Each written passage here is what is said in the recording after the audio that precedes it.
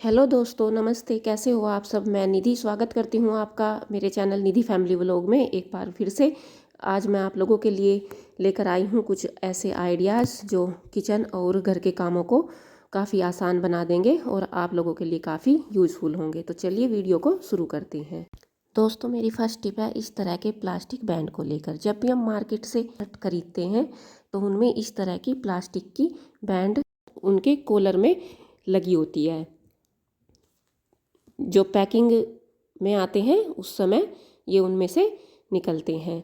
तो देखिए, ये मेरे पास काफ़ी सारे रखे हुए थे। वैसे तो हम इनको फेंक देते हैं, लेकिन मैंने इनको फेंका नहीं। इनका हम कई तरीक़ों से यूज कर सकते हैं। तो इसका मैंने किस तरीके से यूज किया है वो मैं आपके साथ आइडिया शेयर कर रही हूँ। तो देखिए फ्रेंड्स, जिस तरीके से हम कलाई पर घड़ी पहनते हैं ना, घड़ी को बांधते हैं अपने हाथ पर, उस तरीके से मैंने इसको बांध लिया है।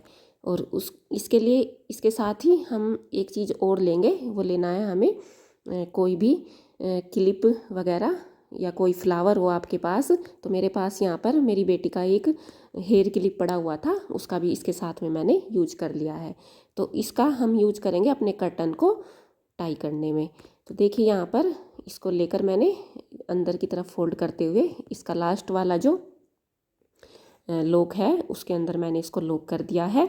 और इस तरीके से आप अपना कोई भी कर्टन इससे टाई अप कर सकते हैं। और इसको सुंदर दिखाने के लिए, जिससे कि ये देखने में और सुंदर लगे, मैंने जो क्लिप मेरे पास थी वो फ्लावर वाली वो इसके ऊपर लगा दी है। आप ऊपर से या साइड से जैसे भी करके चाहे आप इसमें क्लिप लगा सकते हैं। और ये देखिए, देखने में काफ़ी खूबसूरत लग रहा है। तो इस तरीके से मैंने इसका यूज किया है। फ्रेंड्स, कमेंट करके बताइएगा कि आपको ये आइडिया कैसा लगा। अब बढ़ते हैं फ्रेंड्स अपनी नेक्स्ट टिप की तरफ, जो है माचिस को लेकर। तो देखिए फ्रेंड्स, जब हमें किचन में खाना बनाने का काम करना हो या पूजा करने के लिए हमें दीपक वगैरह जलाना हो, तो कई बार क्या होता है, जैसे हमारे हाथ गीले रहते हैं, तो जब हम माचिस का यूज़ करते हैं और हम माचिस को खोलते हैं तो कई बार माचिस हम उल्टी साइड से खोल लेते हैं। जिस तरफ तीली में मसाला लगा होता है और उस तरफ से हम उसको पकड़कर उठा लेते हैं, तो वो मसाला जो है उसका गीला हो जाता है और वो अच्छे से जलता नहीं है। तो उसके लिए हमें क्या करना है, जो तीली का पीछे वाला भाग है उस तरफ माचिस के ऊपर एक नेल्स पेंट से राइट का निशान बना देंगे। उससे क्या होगा, हमें पता चल जाएगा कि किस तरफ से हमें माचिस को खोलना है और बिना किसी परेशानी के हम अच्छे से माचिस का इस्तेमाल कर पाएंगे और माचिस में मॉइस्चर भी नहीं आएगा। तो देखिए, ये है ना, आसान सा तरीका है। तो फ्रेंड्स, मेरी कोई भी टिप अगर आपको अच्छी लगी तो वीडियो को लाइक करिएगा और चैनल को सब्सक्राइब ज़रूर कीजिएगा। मेरी नेक्स्ट टिप है इस तरह से चूड़ियों को लेकर। देखिए, कई बार हम हाथों में इस तरीके से चूड़ियाँ पहन लेते हैं और जब हम कोई काम करते हैं, आटा वगैरह लगाते हैं, तो चूड़ियाँ हमारी इस तरीके से बार बार हमारी कलाई में आगे की तरफ आ जाती है और उनमें आटा गूंथते समय आटा लग जाता है या फिर कई बार तो टूटकर आटे में मिक्स भी हो जाती है। तो उनको हम क्या करेंगे, सिक्योर करने के लिए हम एक सेफ्टी पिन ले लेंगे और इस तरीके से उनमें लगाकर चूड़ियों को पीछे की तरफ उनको टाइट कर लेंगे। और अगर एक उसके लिए एक दूसरा तरीका और भी है, हम इस तरीके से एक रबर बैंड ले लेंगे और अपनी सारी चूड़ियों को पीछे की साइड करके आगे रबर बैंड को लगा लेंगे। उससे क्या होगा कि हमारी चूड़ियाँ हमारी कलाई में आगे की तरफ फिसल कर नहीं आएंगी और हम आराम से आटा वगैरह गूँथना हो या खाना बनाने का कोई भी काम करना हो, या कई बार हम फैंसी चूड़ियाँ भी डाल लेते हैं और पानी वगैरह लगने से वो ख़राब हो जाती है। तो जब चूड़ियाँ हमारी रबर बैंड की मदद से पीछे की तरफ रहेंगी तो वो ख़राब नहीं होंगी। हम बर्तन वगैरह धोने का कोई भी काम आसानी से कर सकते हैं। देखिए, एक आसान सी ट्रिक है। आई होप आपको पसंद आई होगी। मेरी नेक्स्ट टिप है इस तरह से। फ्रेंड्स, कई बार हम रोटियां बनाने के लिए आटा गूंथते हैं तो आटा कई बार हमारा बच जाता है और बचे हुए आटे को हम उठाकर फ्रिज में रख देते हैं। लेकिन नेक्स्ट टाइम जब हम रोटियां बनाने के लिए आटे को फ्रिज से निकालते हैं तो आटा इतना सख्त हो जाता है कि उससे रोटियां नहीं बनती है। तो हम क्या करते हैं कि या तो आटे को फ्रिज से निकाल कर रख लेते हैं पहले से ही कि नॉर्मल टेम्परेचर पर वो आ जाए और उससे रोटी बना सके। और अगर रोटियां हमें तुरंत ही बनानी है तो हम एक बर्तन में गर्म पानी लेंगे और उसके अंदर आटे के बर्तन को रख देंगे। उससे क्या होगा, उससे गर्माहट मिलेगी और आटा नॉर्मल हो जाएगा और उससे हम आसानी से रोटी बना सकेंगे।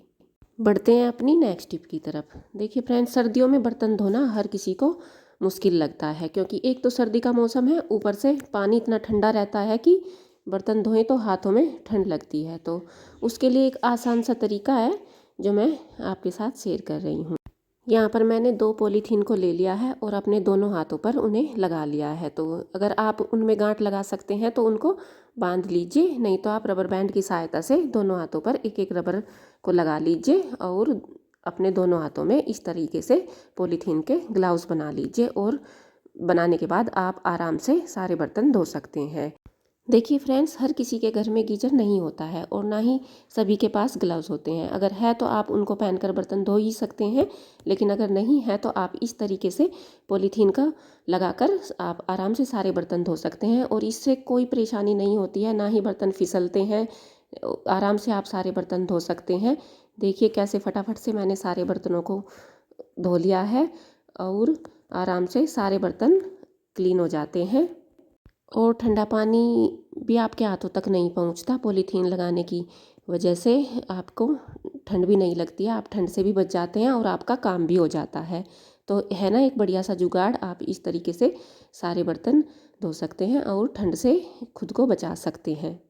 और इस तरह की पॉलीथीन हम सबके घर में पड़ी ही रहती हैं, क्योंकि सब्जियां वगैरह हम जब लेकर आते हैं तो उनमें ये आती रहती है। तो इनका हम इस तरीके से भी यूज कर सकते हैं और जब तक आप यूज कर सकते हैं तो करें, फिर आप इनको उतार कर फेंक भी सकते हैं। तो देखिए यहाँ पर बातों बातों में मैंने सारे बर्तन धुल लिए हैं और अब मैं ये निकाल कर आपको दिखाऊँगी। तो मेरे हाथ गीले नहीं हुए हैं और देखिए मेरे हाथ एकदम से सूखे हैं। बस वही जो मैंने गीली पॉलीथीन पकड़ा है, थोड़ा बहुत वही पानी लगा है।